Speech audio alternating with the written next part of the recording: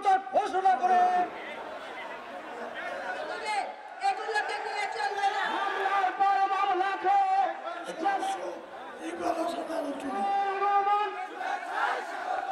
হাসিনা বিদেশে বসে ষড়যন্ত্র করছে, তাহলে আমাদের কি করতে হবে?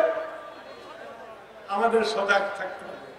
একটা নির্দিষ্ট সময়ের মধ্যে নির্বাচন হওয়া প্রয়োজন, যাতে একটা নির্বাচিত সরকার ক্ষমতা গ্রহণ করে আজকে যে বিভিন্ন দাবি দেওয়া হঠাৎ করে জন্মগ্রহণ করেছে।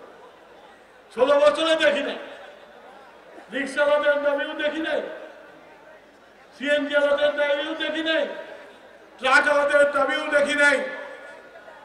এবং সবচেয়ে বড় যেটা আপনাদেরকে আমি সতর্ক করে দিচ্ছি, এখানে আমার সংখ্যালঘু ভাইয়েরা আছেন, সবাইকে সতর্ক করতেছি,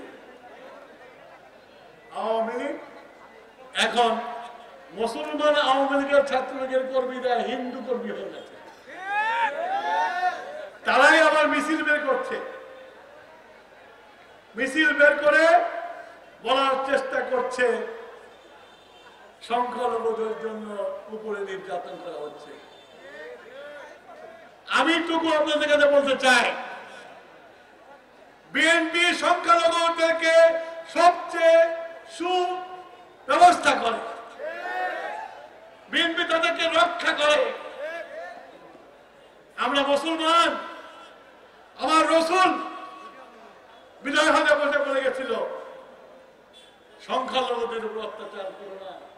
উনি একবার বললে 3 বার বলছে, ওরা আমাদের আমানত। আমিও বলছি, আমি রসুলের উম্মত হিসেবে বলছি, প্রত্যেকটা হিন্দু, খ্রিস্টান, অন্যান্য ধর্মের যারা বন্ধু যারা আছে সবাই আমাদের আমানত, কেউ নির্যাতন করতে পারবে। কিন্তু আওয়ামী লীগ চেষ্টা করছে বাংলাদেশে একটা রায়ট করার জন্য।